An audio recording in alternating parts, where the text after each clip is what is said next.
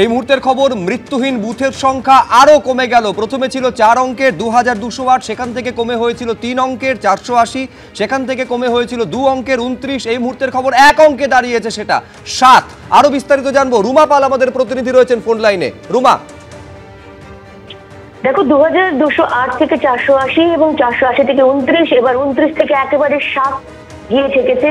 দেখা যাচ্ছে যে মৃত ভোটার এবং দেখা যাচ্ছে শিফটেড ভোটার বা ডুপ্লিকেট ভোটার নেই, এমনটা কিন্তু এই সমস্ত বুথ থেকে কিন্তু কমিশনের খবর এসেছিল এবং সেক্ষেত্রে কিন্তু পুরো লিস্ট কমিশনের কাছে ছিল, এআই এর মাধ্যমে কিন্তু সেটা ধরা পড়েছিল।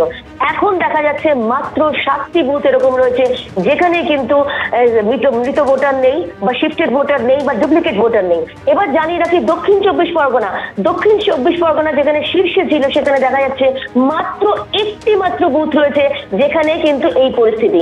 অন্যদিকে বলে রাখি মালদাতে রয়েছে 2টি বুথ, জলপাইগুড়িতে 1টি বুথ, হাওড়াতে 1টি, পশ্চিম মেদিনীপুর 1টি, পুরুলিয়াতে 1টি বুথ। মোট 7টি বুথে মাত্র রয়েছে যেখানে এই আনকালেক্টেবল ফর্ম যেগুলো রয়েছে, মৃত ভোটার নেই বা যেখানে শিফটেড ভোটার নেই। অন্যদিকে জানিয়ে রাখি কমিশন কিন্তু বারবার জানিয়েছিল যে এটা কিন্তু শূন্যতে পৌঁছে যাবে।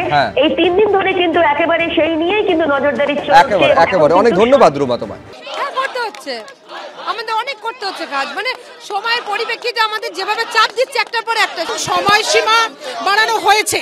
এবারে ব্যাপারটা হচ্ছে প্রথমত 7 দিন সময়সীমাটা পর্যাপ্ত নয়, দ্বিতীয়ত সময়সীমা বাড়ানো হয়েছে তার মানে ইসিআই এর হাতে সেই সময়সীমা বাড়ানোর একটা জায়গা ছিল।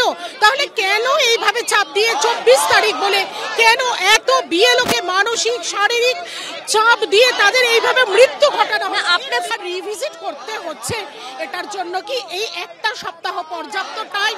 আমাদের উদ্দেশ্য হচ্ছে কি আমরা চাইছি যত চাপের মধ্যে আমরা কাজ করছি টাইমটা একটু বাড়ুক, টাইমটা না বাড়লে এসআইআরটা হোক, আমরা চাইছি এসআইআরটা হোক, টাইমটা একটু টাইম তো বাড়ানো হয়েছে না, সে যথেষ্ট না, আমরা চাইছি আরেকটু টাইমটা বাড়ুক। সেটা যে চাপটা আমাদের উপর তৈরি হচ্ছে সে চাপটা কমুক। কেন এখন তো আমাদের স্কুলের পড়াশোনা হচ্ছে, এক্সাম হবে, সেই চাপটা নিতে হচ্ছে, ওই চাপটা নিতে হচ্ছে, একটু টাইমটা বাড়ালে আমাদের সুবিধা হবে। আমরা বলতে চাইছি যে আমাদের যে মৃত বিএলও যারা মারা গিয়েছে তাদের পরিবারের ক্ষতিপূরণটা খুব শীঘ্রই দেওয়া হোক এবং তাদের যে পরিবারের একজন যে চাকরি পাওয়ার কথা আছে সেটাও যেন খুব তাড়াতাড়ি দেওয়া হয়। আর আমরা যেই অমানসিকভাবে কাজ করে চলেছি একটা ত্রুটিযুক্ত অ্যাপস নিয়ে, সেই অ্যাপসটা যাতে খুব শীঘ্রই এটা ঠিকঠাক করে দেওয়া হয় এবং আমাদের যেন আরও অতিরিক্ত সময় দেওয়া হয়। এই অল্প সময়ের মধ্যে আমরা এত অক্লান্ত পরিশ্রম করে যাচ্ছি, আমরা নিজেরাই অসুস্থ হয়ে যাচ্ছি। আর তারপর যারা চাপ নিতে পারছে না তো তারা তো আস্তে আস্তে মৃত্যুর দিকে চলে যাচ্ছে। এটা নির্বাচন কমিশন সম্পূর্ণ দায় তার। এবিপি আনন্দ এগিয়ে থাকে, এগিয়ে রাখে।